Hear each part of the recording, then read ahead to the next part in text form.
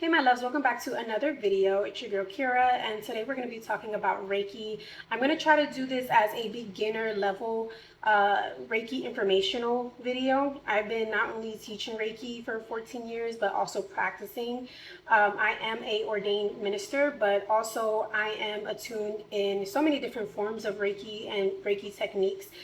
I think the fun part about Reiki is that not only can you get yourself attuned to different levels or to different styles, but it's fun to see what is the best kind of Reiki practice for you and why you want to use it, what you can use it for. So I'm going to try to get into that today because I feel like it has progressed, and how I use it, it's definitely a lot more advanced than what you would read in a book, or what I would say the older books that are available on Reiki that you might read. Um, One thing that's really annoying that I have to say with Reiki is that I've always heard a lot of people say that it's a white people thing, and it's not. It was discovered over in Asia. However, everyone can use Reiki. Everyone has access to Reiki, and I feel like it's one of the most underused techniques of healing. Everyone should have access to Reiki. And I feel like it's one of those things where I don't even know where I would be in my healing journey or in my life or my business or anything like that if I never utilized Reiki, if I never discovered it, if I never found it, if I just kind of written it off. And I'm going to go also into detail how I came across Reiki. I did mention I was attuned in different styles, so I'm going to try to go over all of them. I can't remember all of them because I only use quite a few. I don't use all of those techniques. I try to, but it's really hard when it's so many out there. And I do have some people who have a preference. So money Reiki, white dragon Reiki are probably one of the most common, and also quantum light healing, which is also like another form of Reiki, are probably the most common that people come to me for when they want their healing session. Now I'm also attuned in Kuan Yin Reiki, in Usui Reiki, uh, elemental elemental dragon Reiki. I mean, there's so, when I say so many different styles and kinds, like so many different styles and kinds. There's also Sekhmet, Karuna Ki. The list can go on. I will be sitting here all day if I try to name all of the different styles of Reiki, because it's a healing system. Anyone can use it, and that's the best part, is that there's not really much that you need to have or to do to be able to do Reiki for other people, or for yourself. But I do want to talk about the benefits. I want to talk about some lesser known things that you can use Reiki for. I did write down a script, so please don't mind me if I'm looking off of the screen so that I can talk to you guys about it. But I really do enjoy Reiki. Reiki has been one of the most life-changing things that I have stumbled upon. And when I first started it, this was maybe like 16 years ago. It was when I say such a long time ago, probably 16 years ago, in my very early 20s. And I had went through a really rough breakup. And I'm not talking about just like, oh, like this person broke my heart. Like, it was a DV situation. And when I say I was traumatized, like I was so traumatized. I didn't know anything about spirituality or healing. I was a little bit into like tarot at the time. I did tarot readings, and I did a lot more like witchy, kind of, I would say more pagan kind of Wicca based stuff, like nature based things, versus, which is completely different than what I do now. But I was kind of putting my feet into that. I started having these dreams. I'm like, having really bad dreams after this breakup, and I'm really traumatized by this person, and I was like, I need to figure something out, right? I need to figure out, how can I heal from this? How can I move on? So a few months later, I used to work at a mental health facility at that time, after that relationship had ended, and one of my coworkers, who was this very hippy dippy, right, I guess that's the word people use, hippy dippy guy, and he practiced Reiki, but he also like he he was really funny because he was like I want to say like the typical, like what people would say a hippie look like. He was a therapist, but he was the typical like tie-dye wearing kind of hippie person. It was pretty funny. But he did Reiki, and I overheard him talking to a coworker about Reiki, asking her if she wanted some. And I don't know what it was about it, but I overheard him and I was like, what's that? And he was like, oh, it's like an energy healing system, blah, blah, blah. I was like, okay. He was like, would you like some? And my other coworker was like, don't get it from that person. So I was just like, no, it's okay, but thank you. So I decided to look it up on my own. After I looked it up on my own, then I started to like see what it was about, and I'm like, oh, it's the energy healing. It's the energy healing system. You can heal past lives. You can heal trauma.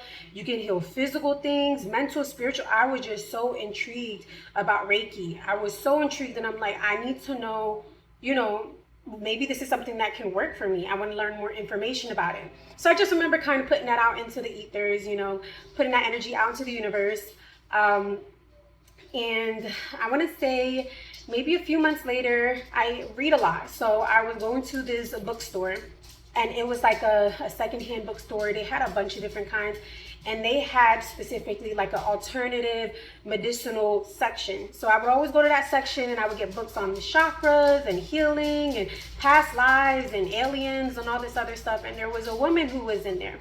And now this woman tells me, she has like a poster or a flyer on the wall, and it says Reiki attunements. At the time, it was only $50. Look it up now. Reiki attunements are very expensive, but it was Reiki level 1 attunements for $50, and it was on the beach.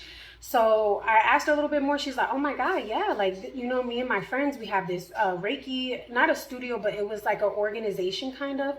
And she was like, yeah, we do them by the beach and da-da-da. We do them at low cost, and $50 at the time, was low cost.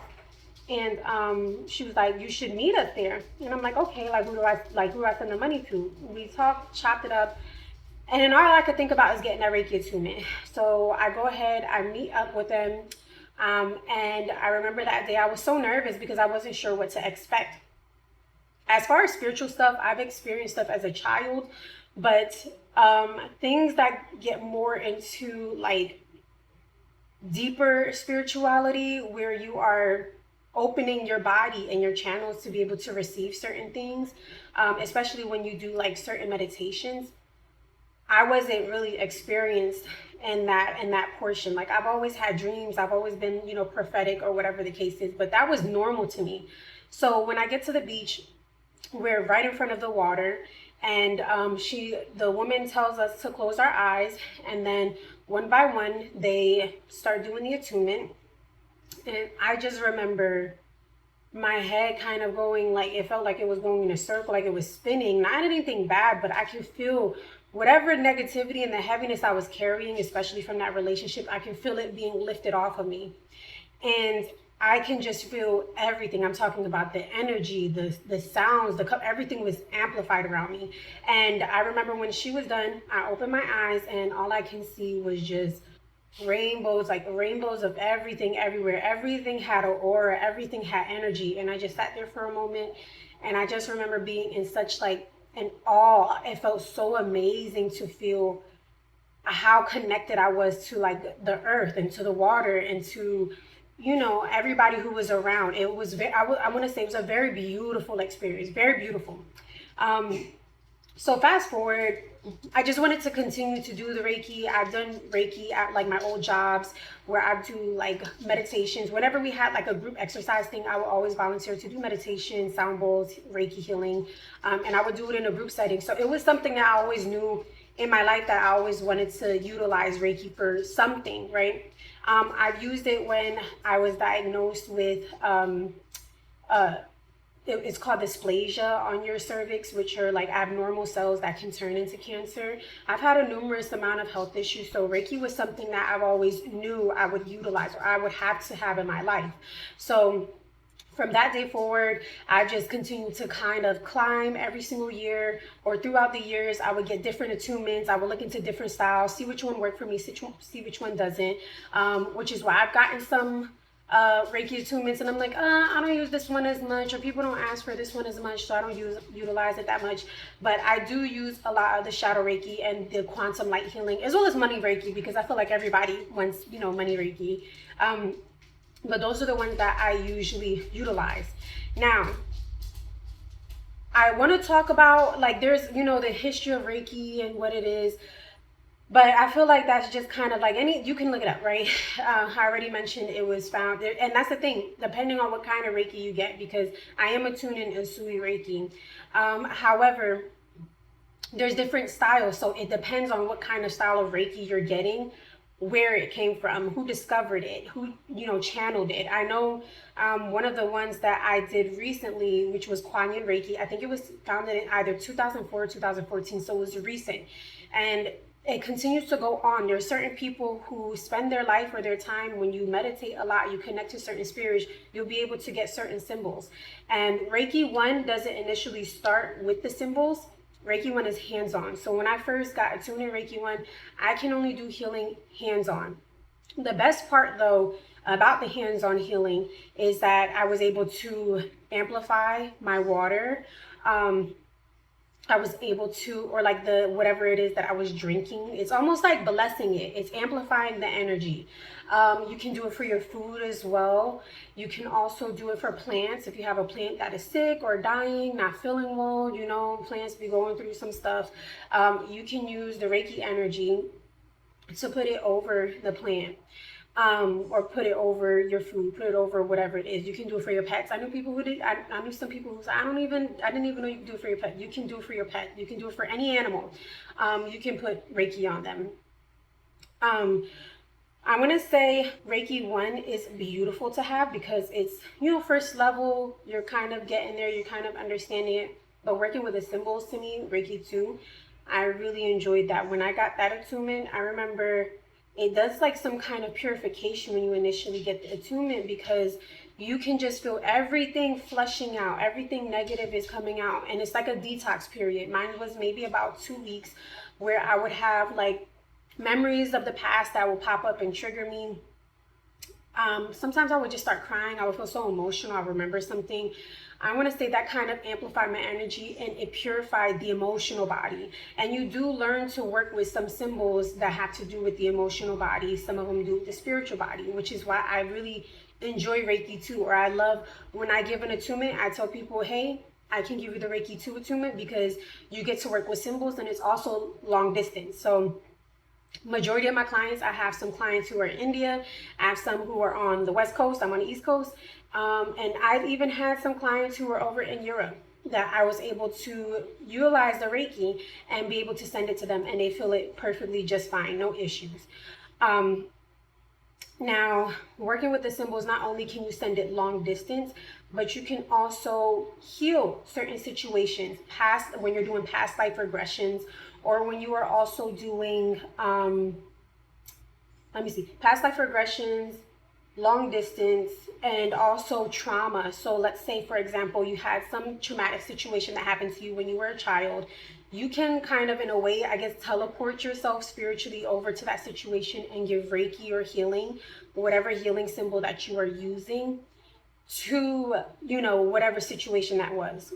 I'm going to try to do a video where I cover getting deeper into the Reiki levels. This is just for, the beginning of Reiki. I kind of want to cover not just number 1, but what you can do with Reiki, because I feel like there's such a misconception, and it's something that I worked with for such a long time that it really helps me like shape my life. Like it really not only just healed me, shaped my life, but like progressed everything. And it's something that I love teaching people. So with Reiki 2, not only are you healing, trauma within the body, right? Using those power symbols or using the symbols, depending on what symbol it is, it can amplify something. It can speed up the healing for something. You can go in the past and speed up a situation or heal a situation. And then you can also do it long distance. There's certain symbols that will like boost something for whatever you're trying to do. So that's the best part too, is working with the symbols. Reiki 3 is the master. It comes with more symbols, which some of them symbols, which is what I also like about Kuan Yin Reiki, is that certain symbols heal a specific ailment. Also with Kuan Yin Reiki, you can also use the elements. But with Usui Reiki, when you get to the master level, you have more access to symbols, and you can also pass the attunement to other people. As you go, further and further with your attunements, you are basically opening your channels more, accessing more.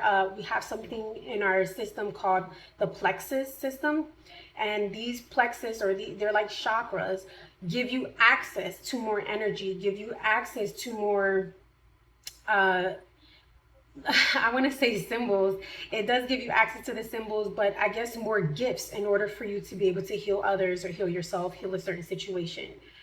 With Reiki, you can also make something called a Reiki box. And that's, when you get to being able to use a surrogate or to the second degree where you're able to use the symbols and you're able to do long distance. And with the Reiki box, you can put someone in there as a surrogate, whether it's a name, you put, name, date of birth, location of the person, and you can send Reiki to it, just like you would if you were using a surrogate. But yeah, that's why I love, Asui Reiki, but also just Reiki in general, is that it's so vast and complex. Now, I'm going to talk about some of the lesser known things or some of the things I've experienced using Reiki. Not everyone has had this experience or will believe this, and that's okay. You don't have to believe it. I'm not here to gain believers or anything like that, but I'm just only speaking from my experience. I did utilize Reiki to clear up the dysplasia that I had on my cervix. I've also experienced getting electronics working, and I remember hearing that story about Kevin Gates, and everyone makes a joke about it, where Kevin Gates said he started a car using the heat from his hands, and he was talking about Reiki, right? He was putting the Reiki over the car battery or something like that. It's a story Kevin Gates said, I don't know, and everyone makes fun of it and they make a joke out of it, but he was using Reiki energy. Now, I did not do that with jump starting a car or getting the battery to work, but I did do that with, there was some electricity problem that someone I knew, I was in their car, and they kept telling me, I'm having this electricity problem with the heat's not working. They kept telling me. I'm like, let me use my Reiki. My Reiki, I use it for everything. It works for everything. Let me try it out. Well, I put my hand over it and it started working. And it was like, what the fuck? Like, they were like, what the fuck was that? And I'm like, it's the Reiki does everything. Like, it literally, that's why I love it so much, because you can use it for everything, like everything. Crying babies, to soothe them. I use them for animals. I used to work in shelter medicine, and I would use it before I would go in a room, or if I'm in a room with the animal, and they would always call me. They were like, okay, you're the animal whisperer. They would call me the dog whisperer. One, because I am a dog person, but also because I got them to calm down. And I would put my Reiki on, and I would go in a room, and I would, pet the animal, let them know they're okay, and then it would help speed up the visit versus, they're either aggressive or they're jumping all over the place. But I also use it for my pets when they're not feeling well, if they're, kind of sick, or if I feel like they need a little bit of Reiki to, calm them down. I always use it for that as well. So I also want to talk about how Reiki works. So it is channeled from like source energy. It's chi energy, prana. However, what I will say, which is something that I did not learn in some of the Reiki books that I've read, did not learn that either, or did not read about it, unless there's like, newer books. I haven't read any newer Reiki books in over a decade, I'm going to be honest. All the books I've read were like from the 80s and the 90s. They're pretty old. But one of the books that I had or one thing that I did learn that I did not read from the books was that if you are carrying bad energy, if you are like feeling off or not well, as a Reiki practitioner, you can transfer that energy to someone else. Another thing, it can be reversed. As a practitioner, you can pick up a lot of that bad energy. That's why there's certain ways to turn it on, protect yourself, cleanse yourself after you're doing that, especially when you're in a space. I've done them at events, also not just at work, during like, group activities, but I've also done it like in a vendor setting, and I've done like 25 to 30 people at a time. So you have to know how you're able to basically cleanse yourself, ground yourself, and make sure that you're good when you're doing those kind of things. So there's different techniques, but you can pick up bad energy. You can transfer bad energy. I had a coworker one time. I used to do Reiki at a health spa, and I had a coworker one time, and we would have it where you can do like employee appreciation, where some people could get free healing sessions. And this one lady told me, she was like, I'm so interested in getting Reiki from you. However, I had a bad experience one time. She got Reiki healing from a person, and she said after she came out frazzled, her watch stopped working, all this stuff started happening. So she was like, why is all this bad juju happening to me? She said she went back to the, or I think she messaged or called the practitioner because she knew them. And they were like, oh, do this. Like they told her to do this little weird remedy and it worked. Whatever it was, it like reversed it. But yeah, so like that's one thing that I've read. It is chi energy. Yes, you do channel the source from prana or light energy, or from like source energy. However, you can pick up bad energy and you can give bad energy. That is something that I was not taught. I was told that you can only pass on light energy and it's only all loving, all good, nothing bad. That is not true. You can pick up bad energy, you can give bad energy. If you are giving Reiki to somebody long distance without their approval, yes, you can ask their higher self. You should always get confirmation to make sure that's okay. But if you are passing it on and giving it to somebody without their permission, right, invading their energy or space, you can have negative consequences, or you can pick up bad karma from them. So that's just kind of like a no-no, right? There's always rules and kind of, I like to call them cosmic laws and rules, just stuff that we all here in this human experience have to abide by. You just can't invade people's energy without their permission, right? Like, even though you might feel somebody need it or whatever the case is, like, let's not invade people's space, right? But that's another thing. Now, during a session, what does it feel like when you're getting Reiki? It really does depend on what kind of Reiki you're doing. Also, it depends on the practitioner, right? Because if it's just, I personally, what I will say is I've had long distance and I've had in person. I used to get it with my massages. So that's maybe why I like it in person, is because I do like to feel the actual touch. But I've had it long distance and it was still bomb. Like, you can still feel the energy. It just feels like everything around you is amplifying. You might feel like a little, I don't want to say like prickly, but like little calm static or something like that, just all over your body. Or you might feel the energy like radiating. Sometimes I've had people tell me they feel it up and down their spine. I've had that happen to me before in meditation, where the energy kind of circulates up and down your spine. But it just feels like your energy is radiating. It'll never feel painful. It'll never feel hurtful. I feel like if somebody's doing something bad to you, you will know that, right? Always ask your spirit guides permission first if it's okay for you to get Reiki from a certain kind of person, especially if it's your first experience. Me, like I said, I've gotten it in massages. I've been in Reiki groups, you know.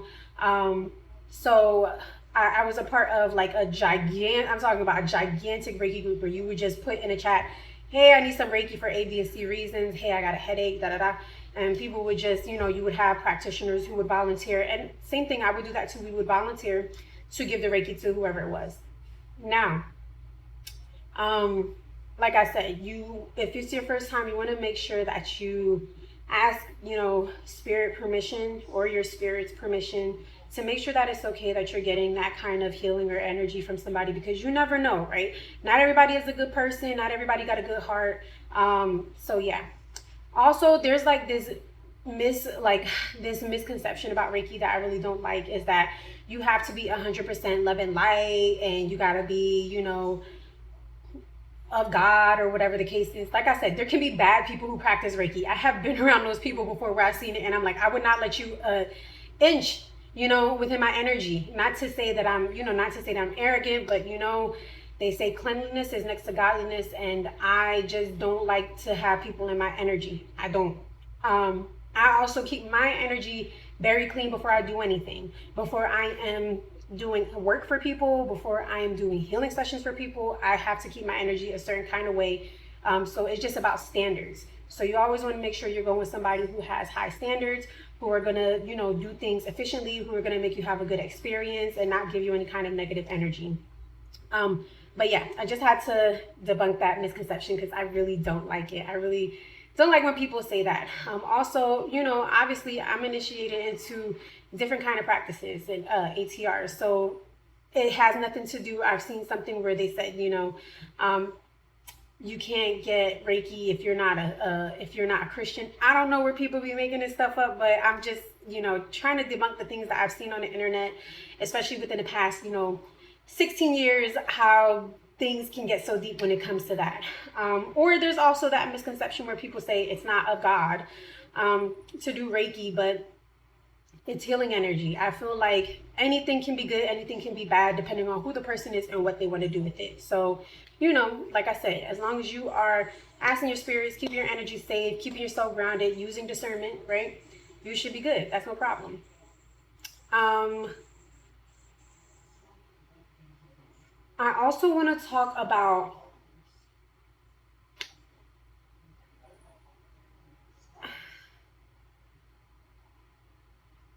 I'm writing this script and I'm really just trying to make sure that I have everything in here about what I wanted to cover today. I want to talk about the different kinds of Reiki. So, and what you might find yourself leaning towards. So you should always have a Reiki 1 attunement before you venture out. I feel like Reiki 1 is just the foundation, and this is just my personal thing. I don't know. Normally, when you do go to some other Reiki practitioner and you're trying to get attuned, they will say that the minimum that you should have is a Reiki 1. You should know just how to use Reiki, how it feels, in order for you to be able to use different styles of Reiki. Some of them will come with more than 1 attunement. I know the Quantum Light, it came with 2, and then there's like a Grandmaster or something like that, if I'm not mistaken, that you have to end up going and getting, but you should have a minimum of a Reiki 1 so that you know how it feels when you're using it. The same with Shadow Reiki. What I will say about Shadow Reiki, I don't recommend it for everyone unless you like dealing with heavier or darker energy. Now, I know you're going to be like, Kira, why would anybody want to deal with heavier or darker energy? I have a lot of muertos and tranquils in my courts. And that's something where years ago, like I said, I was doing Reiki for such a long time. It's always been something that, like I said, at jobs, where it's like I would volunteer and I would do things for other people where it's Reiki based, or I've worked at jobs where I had like a clientele book and I would do Reiki. But years later down the line, I want to say maybe 5 years ago, I got a reading by a palero. Now, the only reason why I got this reading by the palero is because I was having spiritual attacks, not knowing what the hell was going on, okay? And I'm talking about, I'm trying to do everything that I knew within my knowledge to get rid of whatever it is that I had on me, and it was so difficult getting rid of it. So I knew somebody at the time who was into like Ifa and Palo, and I started getting into different aspects of spirituality besides Reiki healing, besides meditation, besides breath work, where I was in herbalism. I was trying to like understand and find like, who are these spirits coming to me? What's going on? Why am I going through all this stuff? I was trying to find some kind of answers. And this person, I remember telling me, you need to see somebody. You need to see, and they were the same person who told me as well when I started having the Loa come to me for voodoo. They was like, you need to see somebody. You need to see this person. So I booked a reading, and they were telling me, they were like, oh, you're in the wrong field thing, like what you're doing. I'm like, what do you mean? And I was working at a health spot at the time doing Reiki. So I'm like, what do you mean? And they're like, oh, you need to like do other stuff, like you're doing all this light stuff, this light work, and that's fine, but you need to be doing darker stuff. I'm like, what do you mean? It was like, you have muertos around you, and you have like heavier hot spirits around you that you're not venerating, you're not serving. And I'm like, oh, like I didn't know that. And then I do like digging in my family history. I'm like, what the fuck? Like these people were doing, different ATRs. And I'm like, I'm not balancing anything. It's important for you to have balance, which is why a lot of people, when they do like Kundalini yoga or anything Kundalini meditation, and they start getting psychosis because they're only operating in the upper chakras. When you start putting yourself like, I'm better than everybody, everything is love and light, and you're not bringing any balance into your life, you're going to start to feel the imbalances some area or somewhere into your life. Does that mean you have to go out and start putting curses on people, hexes and jinx? Absolutely not. That is not what I'm saying. I do not condone that. I definitely feel like everything should be not just justice based, but everything should be verified before you do something. You should have verification that it is okay for you to get justice and retribution if it is deserved. But you cannot go out here just throwing stuff on people, on innocent people, okay, and expecting not something to happen, right? But I do believe in balance. You cannot have one without the other. I met so many people who are just, love and light, and that's perfectly fine. But I hate when people start bringing that over here, or they try to demonize ATRs when they do not understand them. They try to demonize things that they do not understand. That is the thing that I do not like, is when people start fixating and focusing on something that's not the point, guys. That's not why we're here. We're supposed to heal and help, but there's different ways that you can heal and help. There's different ways that you can do certain things, and some people do deserve justice and retribution. It doesn't mean that you have to do something bad or nasty to somebody, or even in the darkness, right? Which is why I said shadow Reiki is very dark, because you are going into the shadow realm. You literally, when you are basically opening, right? Because when you start Reiki sessions, you have to kind of open the session, call in the spirit guides and the ancestors. During that session in shadow Reiki, you have to basically go into the shadow realm. So you're opening that session in the shadow realm. Even when you're in meditation, things look completely different when you're doing those kind of meditation, because you're going into the darkness, and you're going to be around a lot more parasitic entities and energies, heavier energies, darker energies. Doesn't mean that all of those energies are bad. No, some of them are misunderstood. Some of them are not meant to be there. Some of them are meant to be healed. But shadow Reiki is kind of the one that I would say is not really a beginner's Reiki. And if you decide to get that kind of attunement, you should definitely gradually grow into it. You should definitely take your time, before you hop into it, because it is something that is just not for everybody. Now, I am going to end the video here. I'm going to try to talk more in depth about the different kind of Reiki, the symbols and everything like that. Kind of give more of a lesson on it, just because Reiki is, like I said, it is something that completely just changed my life. And I kind of want to put it out there for others to understand that, like, everyone deserves to heal. Everyone deserves to have access to Reiki. Everyone deserves to be able to be a healer, okay? This is not like some foreign concept, and I feel like too many people gatekeep certain things that don't need to be gatekept. So I'm not going to gatekeep it. I'm going to put that energy out there, and hopefully this receives, the right person or the right people who need to watch it. But other than that, you'll definitely see me soon. I'm going to be talking a whole lot more about spirituality and healing and herbs and La Santa Muerte. But with that being said, thank you for tuning in. I adore you guys so much, and I'll talk to you soon.